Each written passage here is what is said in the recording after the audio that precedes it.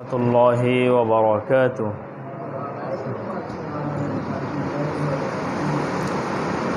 إن الحمد لله نحمده ونستعينه ونستغفره ونؤمن به ونتوكل عليه ونعوذ بالله من شرور أنفسنا ومن سيئات أعمالنا. من يهده الله فلا مضل له ومن يضلله فلا هادي له، ونشهد أن لا إله إلا الله وحده لا شريك له، ونشهد أن سيدنا وسندنا وحبيبنا وطبيبنا ومرشدنا ومولانا محمدا عبده ورسوله، أرسله بالحق بشيرا ونذيرا وداعيا إلى الله بإذنه وسراجا وقمرا منيرا. أما بعد فقد قال الله تعالى في كلامه المجيد وفي فرقانه الحميد: أعوذ بالله من الشيطان الرجيم. بسم الله الرحمن الرحيم.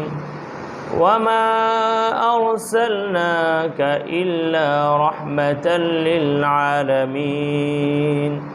وقال تعالى في موضع آخر: لقد كان لكم في رسول الله أسوة حسنة. صدق الله العلي العظيم وصدق رسوله النبي الكريم ونحن على ذلك من الشاهدين والشاكرين. আলহামদুলিল্লাহ আলহামদুলিল্লাহ। আমরা সর্বপ্রথম লক্ষ্য করি, শুকর ও সুজুদ আদায় করি সেই মহান রব্বুল আলামিনের দরবারে, যিনি আমাদেরকে পৃথিবীর বুকে মানুষ হিসাবে সৃষ্টি করেছেন। বলি আলহামদুলিল্লাহ। আমরা উচ্চ আওয়াজে আবারও শুকরিয়া আদায় করি এজন্য যে আল্লাহ সুবহানাহু ওয়া তাআলা মানুষদের ভিতরে বিভিন্ন ধর্মের লোক আছে, হাজার হাজার ধর্মের ভিতর থেকে সর্বশেষ এবং সর্বশ্রেষ্ঠ আল্লাহ তাআলার নিকটে মনোনীত ধর্ম ইসলামের উপরে অটল রেখেছেন। এজন্য আবার বলি আলহামদুলিল্লাহ। আল্লাহু আকবার। আমাদেরকে 1,24,000 নবীদের থেকে বাছাই করে সর্বশেষ নবীর উম্মত বানিয়েছেন, যে নবীর ব্যাপারে আল্লাহ সুবহানাহু ওয়া তাআলা বলেন: ওয়ামা আরসালনাকা ইল্লা রাহমাতাল লিল আলামিন। হে আমার পিয়ারা হাবিব, আমি আপনাকে পুরা জগৎবাসীর রহমত স্বরূপ প্রেরণ করেছি। সুবহানাল্লাহ। আমরা বিনা দরখাস্তে তার উম্মত হতে পেরেছি, এজন্য বলি আলহামদুলিল্লাহ। আমরা দুরূদ সালাম পাঠ করি সাল্লাল্লাহু আলাইহি ওয়াসাল্লাম, সাল্লাল্লাহু আলাইহি ওয়াসাল্লাম।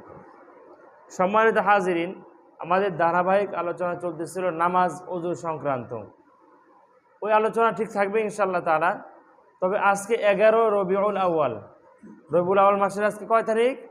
11 তারিখ। আগামীকাল 12 রবিউল আউয়াল। তো আমাদের দেশে যেহেতু 12 রবিউল আউয়াল নিয়ে মোটামুটি আলোচনা, পর্যালোচনা, উদযাপন, বিভিন্ন বিষয়াদি আছে, এটা আসলে কতটুকু শরীয়তসম্মত বা কোনো আমল আছে কিনা, বিশেষভাবে বিশেষ একটা দিবস চলে আসছে, নবী সাল্লাল্লাহু আলাইহি সাল্লামের জন্ম দিবস, মৃত্যু দিবস, মৃত্যুবার্ষিকী, এই হিসাবে কোনো আমল আছে কিনা এটা আমাদের জানা প্রয়োজন, এবং থাকলে আমল করব, না থাকলে আমল পরিত্যাগ করব, যেটা চলমান আছে ইনশাআল্লাহ তাআলা। আসলে রসুলের প্রেম, মোহাব্বত, ভালোবাসা তো সেখানেই প্রকাশ হবে যখন আমি তার অনুগত, অনুসরণ করব, তার পথ দেখানো অনুযায়ী চলব। আমি যাকে মোহাব্বত করি, ভালোবাসি, তার মন মতো চলার চেষ্টা করি, এটাই তো দুনিয়ার নিয়ম। নাকি যাকে ভালোবাসি তার বিরোধিতা করে চলি, তাহলে তো ব্যক্তি রাগ করবে, তার বিরোধিতা করা তো যাবে না। এরকমভাবে নবীজি সাল্লাল্লাহু আলাইহি সাল্লাম বলেন: লা ইউমিনু আহাদুকুম হাত্তা আকুনা আহাব্বা ইলাইহি মিন ওয়ালিদিহি ওয়া ওয়ালাদিহি ওয়ান নাসি আজমাইন। লা ইউমিনু আহাদুকুম, তোমাদের ভিতরে কেউ পূর্ণাঙ্গ মুমিন হতে পারবে না যতক্ষণ পর্যন্ত তোমাদের নিজেদের সন্তান, স্ত্রী, বাবা, মা এবং পৃথিবীর সকল মানুষদের থেকে আমি শ্রেষ্ঠ না হব। সুবহানাল্লাহ। সর্বশ্রেষ্ঠ আপনার মনের কোঠায় সবচেয়ে বড় জায়গা যাকে দিতে হবে তিনি হলো মুহাম্মদ সাল্লাল্লাহু আলাইহি ওয়াসাল্লাম, আমার আপনার কলিজার টুকরা, হৃদয়ের স্পন্দন নবী মুহাম্মদ সাল্লাল্লাহু আলাইহি ওয়াসাল্লাম। কিন্তু বাস্তবের পক্ষে আমরা কি আমাদের মনের ভিতরে নবীজিকে ওই জায়গাটুকু দিতে পেরেছি? সবাই একটু চিন্তা ভাবনা করে বুকে হাতটা রেখে বলতে পারবো কি না যে নবীজিকে সবচাইতে বেশি ভালোবাসতে হবে, নিজের কলিজার টুকরা ছেলে মেয়ে, নিজের মোহাব্বতের স্ত্রী, স্নেহের ভালোবাসার বাবা মা, তাদের চেয়েও বেশি রসুলকে ভালোবাসা, এটা আমার কি আছে, আপনার কি আছে? এটা আমরা বুকে হাত দিয়ে কয়জন সাক্ষী দিতে পারবো যে ইয়া রাসূলুল্লাহ আমি আপনাকে সবচেয়ে বেশি ভালোবাসি? এই কথাটা কে বলতে পারবে? এই বলার মানুষ কিন্তু খুবই কম পাওয়া যাবে। অথচ মুমিন হওয়ার জন্য সবচেয়ে বেশি ভালোবাসার জায়গাটা তাকে দেওয়ার দরকার। তিনি হলো হকদার। হৃদয়ের ভিতরে ভালোবাসার যে একটা জায়গা, বড় একটা অংশ মুহাম্মদ সাল্লাল্লাহু আলাইহি সাল্লামের জন্য রাখতে হবে। তাছাড়া আমি আপনি মুমিন হতে পারবো না, তার সামনে দাঁড়াইতে পারবো না। আল্লাহু আকবার। লা ইউমিনু আহাদুকুম হাত্তা কুনা আহাব্বা ইলাইহি মিন ওয়ালিদিহি ওয়া ওয়ালাদিহি ওয়ান নাসি আজমাইন। আমরা দুনিয়ার বুকে দেখতে পাই প্রেমিক প্রেমিকার জন্য জীবন দিয়ে দেয়, প্রেমিকা প্রেমিকের জন্য জীবন দিয়ে দেয়, তাকে পায় নাই বলে আত্মহত্যা করে ফাঁসিতে ঝুলে যায়, ট্রেনের নিচে মাথা দেয়, ট্রাকের নিচে মাথা দেয়। দেখেন না, গ্যাস ট্যাবলেট খেয়ে মারা যাইতেছে কেন? আমি ভালোবাসার মানুষটাকে পাই নাই, আমার এই জীবনের কি দাম, জীবন তো বৃথা, এত ভালোবাসলাম যাকে তাকে পেলাম না, অন্যতর বিবাহ হয়ে গেল, এই জন্য সে আত্মহত্যা করতেছে। অথবা অনেক মায়েরা আছে সন্তানকে জীবন দিয়ে দিচ্ছে, সন্তানকে বাঁচাইতে যায় নিজেদের জীবন উৎসর্গ করে দিচ্ছে। অনেক বাবারা আছে পরিবারের সকল সদস্যদেরকে খুশি রাখার জন্য জীবিকার তাগিদে কর্ম করতে করতে দুর্ঘটনায় মারা যাচ্ছে। আমি যেটা বলতে চাচ্ছি, সবচাইতে মনের ভালোবাসার যে একটা বড় জায়গা ছিল মুহাম্মদ সাল্লাল্লাহু আলাইহি সাল্লামের জন্য রাখার, সেটা কি আমরা রাখতে পারছি? বলেন, আমরা রাখতে পারছি? রাখতে পারি নাই। নবীজির সামনে আমরা মুখ দেখাইতে পারবো না, আমরা বলতে পারবো না ইয়া রাসূলুল্লাহ আপনাকে আমরা অনেক বেশি ভালোবাসছি, সবচেয়ে বেশি ভালোবাসছি, এটা বলতে পারবো না। ভালোবাসছি কিছু, অল্প কিছু, যতটুকু পাওনাদার তিনি আমাদের জন্য যতটুকু করেছেন আমরা কিছুই করি না তার জন্য। ওমা আরসালনাকা ইল্লা রাহমাতাল লিল আলামিন। আল্লাহ সুবহানাহু ওয়া তাআলা বলেন, হে নবী আপনাকে পুরা জগৎবাসীর জন্য রহমত স্বরূপ প্রেরণ করেছি। নবী মুহাম্মদ সাল্লাল্লাহু আলাইহি সাল্লাম যখন দ্বীনের দাওয়াত নিয়ে গেলেন তায়েফের ময়দানে, আমরা সকলে জানি কয়েকদিন ছিলেন তায়েফের ময়দানে, মামার দেশ। দাওয়াত দিতে গিয়ে যখন মানুষদেরকে দাওয়াত দিচ্ছে, কুলু লা ইলাহা ইল্লাল্লাহ তুফলিহু, তোমরা লা ইলাহা ইল্লাল্লাহ বলো তাহলে সফল কাম হয়ে যাবে। মান ক্বালা লা ইলাহা ইল্লাল্লাহ দাখালাল জান্নাহ, যে ব্যক্তি লা ইলাহা ইল্লাল্লাহ বলবে সে জান্নাতে প্রবেশ করবে। যখন কালেমার দাওয়াত দিতেছেন মক্কার তায়েফের কাফেররা যুবকদেরকে লেলিয়ে দিয়েছে, কুকুরদেরকে লেলিয়ে দিয়েছে, যাও ওকে নিক্ষেপ করো, একটা পাগল। পাগল এসে আবল তাবল বলতেছে, আমাদের ধর্মের বিরুদ্ধে কথা বলতেছে, আমাদের সভ্যতার বিরুদ্ধে কথা বলতেছে, সে নাকি নতুন একটি ধর্ম আনছে ইসলাম, তাকে এই দাওয়াত থেকে রুখতেই হবে। তোমরা আগে বুঝাও, যদি না বুঝে তাকে শারীরিক মানসিক সর্বভাবে কষ্ট দাও, এরপরেও ওর মিশন যেন সাকসেস না হতে পারে। নবী সাল্লাল্লাহু আলাইহি সাল্লামকে বিভিন্নভাবে সুখালো পাথর মারতেছে, রক্ত ঝরে পড়তেছে, এমন হয়েছে শেষে হাদিসে আসছে জুতা মুবারক পায়ের সাথে লেগে গেছে আর টেনে খোলা যাচ্ছে না, রক্ত আঠালো জাতীয় জিনিস। জিবরাইল আলাইহিস সালাতু ওয়াস সালাম চলে এসেছেন, এসে বলতেছে, ইয়া রাসূলুল্লাহ, ইয়া হাবিবাল্লাহ, আপনি একটি বার খালি অনুমতি দিন, আমি আমার পাখা দিয়ে একটি বাড়ি দিব, পুরা তায়েফ ধ্বংস হয়ে যাবে। আর বলতেছে, ইয়া রাসূলুল্লাহ আপনি খালি বলুন, তায়েফের শহর হলো পাথর, পাহাড়ের শহর, এখন উঁচা উঁচা পাহাড় আছে, পাহাড়ের ভিতর দিয়ে রাস্তা। ইয়া রাসূলুল্লাহ আপনি খালি একবার বলুন, এই পাহাড়গুলোকে তাদের উপরে আমি এবার উল্টায় দেব, পাহাড়গুলোকে কিছু করতে হবে না আপনার, আপনি শুধু অনুমতি দিন। নবী সাল্লাল্লাহু আলাইহি সাল্লাম তখন বললেন যে না না ভাই জিবরাইল, আজ যদি এদেরকে মেরে ফেলতে বলি, ওদেরকে যদি তোমার পাথর দিয়ে বা তোমার পাখার বাড়িতে ধ্বংস করে দিতে বলি, তাহলে আমি কাল কার কাছে দাওয়াত দিব? ওরা আজ বোঝে না, আমাকে চিনে নাই, ওরা কাফের মুশরিক, ওরা আমাকে চিনে নাই বলে এত কষ্ট দিচ্ছে। নবীজি সাল্লাল্লাহু আলাইহি সাল্লাম অনেক দিন ভরা 8-9 দিনের মতো আসছে হাদিসে, দাওয়াত দিয়ে চলে আসছেন, আবার পূর্বের জায়গায় মক্কাতে চলে আসছেন। আল্লাহু আকবার। এটা হলো দয়া মোহাব্বত। যে মারতেছে, শারীরিক কষ্ট দিচ্ছে, শরীর থেকে রক্ত বের হচ্ছে, তার বিরুদ্ধে আমরা কি করব? যে আমাকে গালি দেয় তাকেই তো চাই যাবে মরে গেলে বাঁচি আমি। আমাদের সাপোজ বিষয়টা দেখেন, যার সাথে আমার রেশারেশি, বা যে আমাকে দেখতে পারে না, তার চাল চল কথাবার্তার কিছুই সহ্য হয় না, এমনকি মনে হয় ওই একটা অ্যাক্সিডেন্ট হয়ে মরে যাক, আল্লাহ কেমন অসুস্থ দেয় না কে, বা আল্লাহ চোখে দেখে না কে, দুনিয়ার এত শয়তান মানুষ মরে, এত মানুষ অ্যাক্সিডেন্ট হয়, ওই লোক এত বড় জালেম, ওই লোকটা মরে না কেন? আমরা অনেক সময় বলি না বিরক্ত হয়ে কারো ব্যাপারে? আল্লাহ। আর যাকে, যে নবীজিকে তাদের দাওয়াতের জন্য পাঠানো হয়েছে, যিনি হলো রহমাতুল লিল আলামিন, তাকে এরকম ভাবে মারতেছে, পাথর দিয়ে রক্ত বের হচ্ছে, আর তিনি বদদুয়া তো দূরের কথা, বরং তাদের জন্য দোয়া করছেন, আল্লাহ তাদেরকে হেদায়েত দান দিন, তারা বুঝে না, তাদেরকে আপনি বোঝার তৌফিক দান করুন। ইন্না কওমি, তিনি দোয়া করছেন, আমার কওম বুঝে না, ইন্না কওমি, এভাবে দোয়া করছেন যে আমার জাতিরা এরা বুঝতেছে না, আমাকে চিনে নাই, লা ইয়ারিফুনি, আমাকে চিনে না, এই জন্য এভাবে কষ্ট দিছে। তার বিরুদ্ধে দোয়া বদদোয়া করেন নাই, দোয়াই করছেন। এবং আজীবন নবীজি সাল্লাল্লাহু আলাইহি সাল্লাম উম্মতের জন্য এখনও শুয়ে শুয়ে দোয়া করতেছেন। সেই নবীজির আগমন হয়েছে এই মাসে, রবিউল আউয়াল মাসে। আজকে 11 তারিখ, কালকে 12 তারিখ। সবারতে হাজিরিন, আমরা মোটামুটি সামগ্রিকভাবে জানি নবীজি সাল্লাল্লাহু আলাইহি সাল্লামের জন্ম হয়েছে 12 তারিখে, এমনই জানি না? কিন্তু ইতিহাসের পাতা দেখলে দেখা যায়, কিতাবাদি এবং আরবি গ্রন্থ হাদিসগুলোতে 12 রবিউল আউয়ালের কথা প্রায় জায়গায় নাই। 8, 9, 10 অধিকাংশ কিতাবের ভিতরে 9 তারিখের কথা আসছে। 12 রবিউল আউয়াল একটা ভুল প্রসিদ্ধ মত। 2-1 জন বর্ণনাকারী ঐতিহাসিকবিদগণ বলেছেন, 2-1 জন। তো অধিকাংশ ইবনে হাজার আসকালানী রহমতুল্লাহ সহ থেকে ইবনে তাইমিয়া সহ বড় বড় মুহাদ্দিসিন ইকরাম, আব্দুল কাইয়ুম জাওজি রহমতুল্লাহ আলাইহি, বড় বড় মুহাদ্দিস যারা হাদিস লিখছেন, তারা বলতেছেন যে 9 তারিখে, 8 তারিখে। তারিখুল ইসলাম কিতাবের ভিতরে 8 তারিখে। এরপরে আর রহিউল মাখতুম, বিশ্বের ভিতরে 100 উপরে দেশ মিলে নবীজি সাল্লাল্লাহু আলাইহি সাল্লামের জীবনী নিয়ে একটা প্রতিযোগিতা হয়েছে আন্তর্জাতিক মানের। ওখানে সর্বপ্রথম যে পুরস্কার পেয়েছে এবং গ্রহণযোগ্যতা লাভ করেছে যে কিতাবের নাম হলো আর রহিউল মাখতুম। কিতাবটা আমার কাছে আছে আল্লাহর রহমতে। ওই কিতাবের ভিতর 12 রবিউল আউয়ালের কথা নাই, 9 রবিউল আউয়ালের কথা আছে। কত রবিউল আউয়াল? 9 রবিউল আউয়ালের কথা। কিন্তু আমরা কিন্তু ছোট থেকেই স্কুল কলেজ থেকে বা আগে থেকে জেনে আসি 12 রবিউল আউয়াল সরকারিভাবে ছুটি থাকে, ব্যাংক বন্ধ থাকে, অফিস আদালত বন্ধ থাকে। কিন্তু এটা একটা ভুল প্রসিদ্ধ মত আমাদের দেশে। অন্য দেশে 12 রবিউল আউয়াল বন্ধ থাকে না, এটা কিন্তু ভুল প্রসিদ্ধ মত।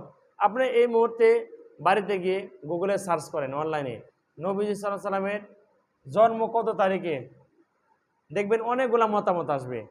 আচ্ছা, জন্ম দিবস যদি নবীজি সাল্লাল্লাহু আলাইহি সাল্লামের জীবদ্দশায় পালন হইতো, তাহলে কিন্তু মতামত থাকতো না। কারণ সাহাবায়ে কেরামের সামনেই তো নবীজি সাল্লাল্লাহু আলাইহি সাল্লামের আশপাশে আগে পরে মিলিত জন্ম। আমার কয় তারিখে জন্ম হয়েছে আমার বাবা মা জানে, আমার আত্মীয় স্বজন মোটামুটি জানে। তো নবীজি সাল্লাল্লাহু, এরপরে যদি আমল হয় বা যারা যে বার্থডে পালন করে, দেখবেন তারা সব কিছু ভুলে গেল সহজে, জন্ম তারিখটা ভুলে না। জন্ম তারিখ আসলে একটা ভিতরে আনন্দ উদ্দীপনা হয়, কেক কাটায়, সেই আজকে খুশি কেন, আজকে স্কুলে ছুটি লাগবে কেন, আজকে আমার বা আগামীকাল আমার জন্ম তারিখ, স্যার আমাকে ছুটি দিন, আমাদের কেক কাটতে হবে, দিবস পালন করা হিসাবে মনে রাখে। কিন্তু নবীজি সাল্লাল্লাহু আলাইহি সাল্লাম সোমবারের দিন জন্মগ্রহণ করেছেন এবং এই পিছনে তারিখ উল্টালে দেখা যায় যে 571 খ্রিস্টাব্দে যে তার জন্ম হয়েছে, না 600, 571 না, না 671, 570 শেষ 71-এ শুরু।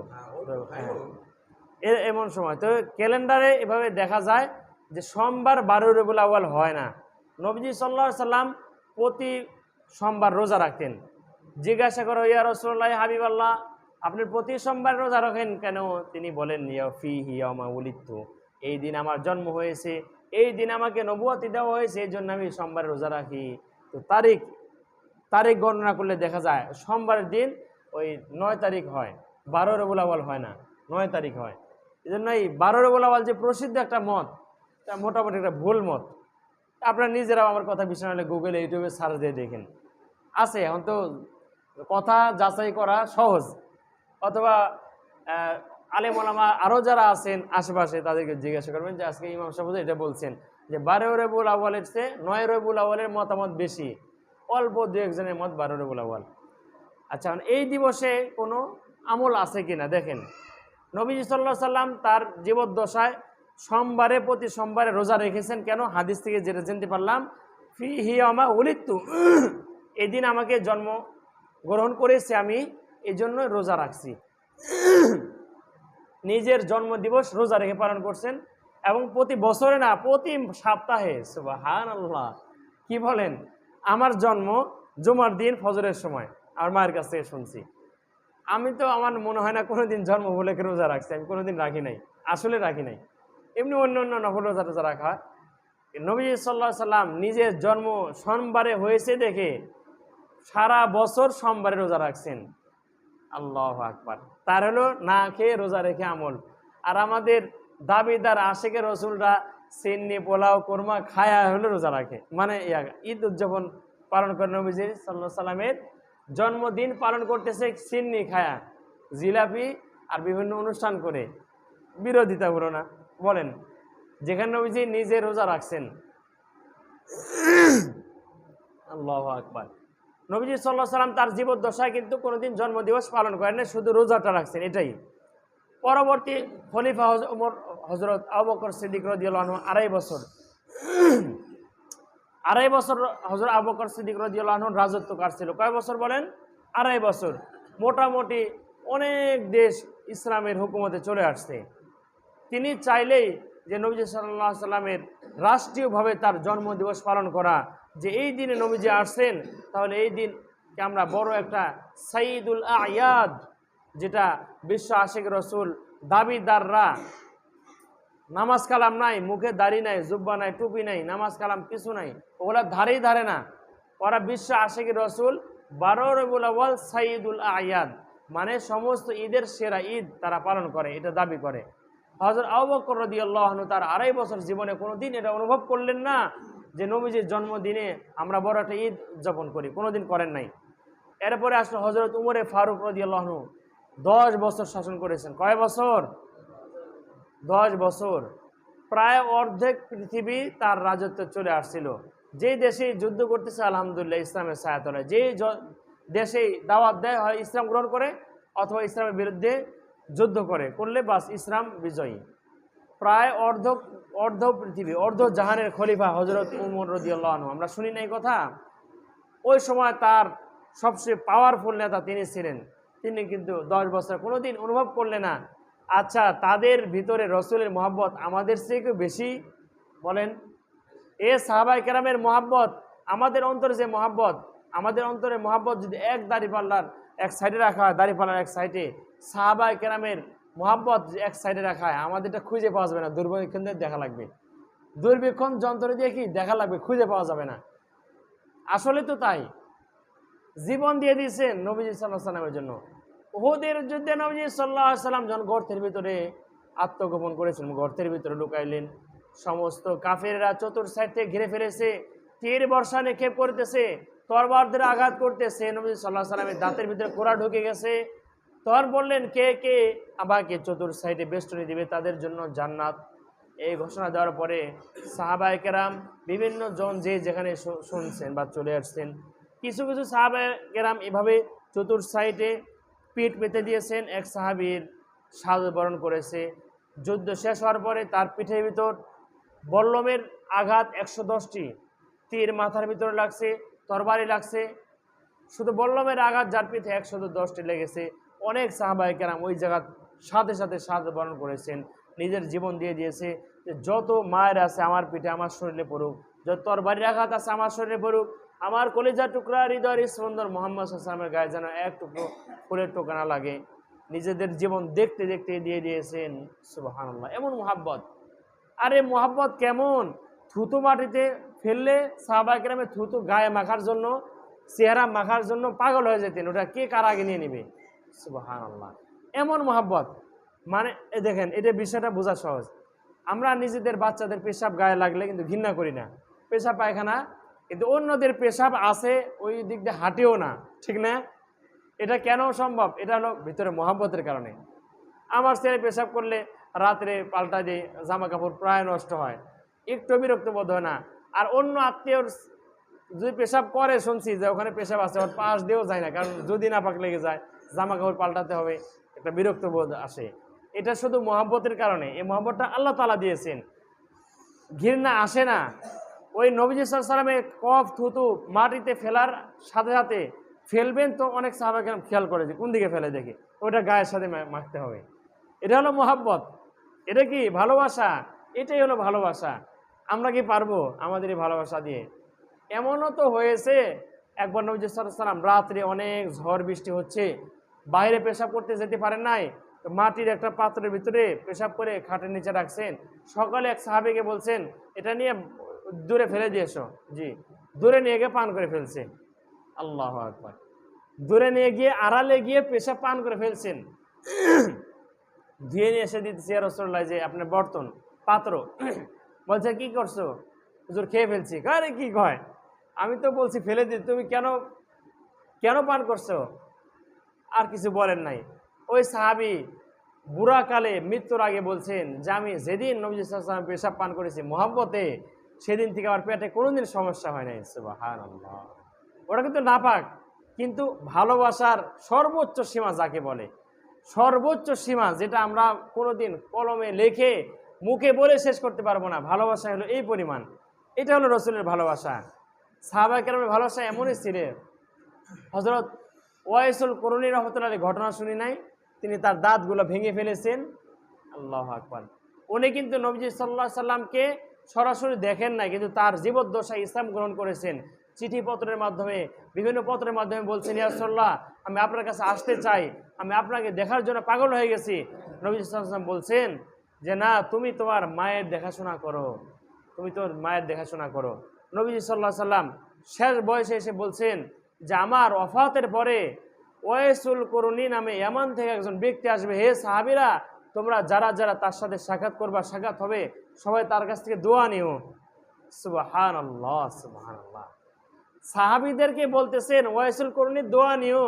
এটা মিশকাত শরীফের হাদিসে আসছে যে সাহাবীরা বিনা হিসাবে জান্নাতে যাবেন, মাগফুর, আল্লাহ তাআলা ক্ষমা করে দিয়েছেন। ওই সাহাবীদেরকে বলতেছেন ওয়াইসুল করুনীর দোয়া নিও। ওয়াইসুল করুনী রহমতুল্লাহ আলাইহি কিন্তু নবীজিকে দেখেন নাই, কিন্তু তার জীবদ্দশায় ইসলাম গ্রহণ করেছে। মানে তার ভালোবাসা কেমন ছিল! উহুদের যুদ্ধে নবী সাল্লাল্লাহু আলাইহি ওয়াসাল্লামের যে দাঁত পড়ে গেছিল দুইটা, তার কাছে যখন খবর গেছে উনি এমন কাঁদতেছে আর বলতেছে আমার হাবিবের, আমার কলিজার টুকরার দাঁত ভেঙে গেছে, আমি আমার দাঁত রাখবো না। উহুদের সামনে দুটো দাঁত ভেঙে ফেলছেন। পরবর্তী বলতেছেন যে নবীজির কোন দাঁত পড়ছে আমি তো এটা শুনি নাই, শুধু শুধু শুনছি দুইটা দাঁত ভাঙছে। আমি যদি নিচের দুই দাঁত ভাঙে, উনি নিচের দুই দাঁত ভেঙে ফেলছেন। এমন করতে করতে পুরা মারির দাঁত সব ভেঙে ফেলছে। আল্লাহু আকবার। এটা হলো মুহাব্বত। কেন? কারণ নবীজির দাঁত ভাঙছে দুইটা শুনছি, তিনি কত কষ্ট পাচ্ছেন। আমার প্রিয়ারা, আমার কলিজার টুকরার দাঁত ভাঙছে, আমি আমার দাঁত কেমনে রাখি, তার সাথে আমার মিল হলো না, মুহাব্বত হলো না, সব দাঁত ভেঙে ফেলছেন। কি পরিমাণ মুহাব্বত থাকলে মানুষ এমন করতে পারে, এটা কল্পনা করা যায়। ওই সাহাবী হযরত ওমর রাদিয়াল্লাহু তাআলা আনহু, তিনি 10 বছর জীবনে কোনোদিন নবীজির জন্মদিবসকে ঈদ হিসাবে পালন করেন নাই। হযরত ওসমান রাদিয়াল্লাহু তাআলা এর পরে খেলাফত, হযরত আলী রাদিয়াল্লাহু আনহু, পঞ্চম খলিফা হযরত মুআবিয়া রাদিয়াল্লাহু তাআলা আনহু, খেলাফতে বনি উমাইয়া, প্রায় 600 বছর ইসলামী রাষ্ট্র ছিল, মুসলমানদের হাতে ক্ষমতা ছিল।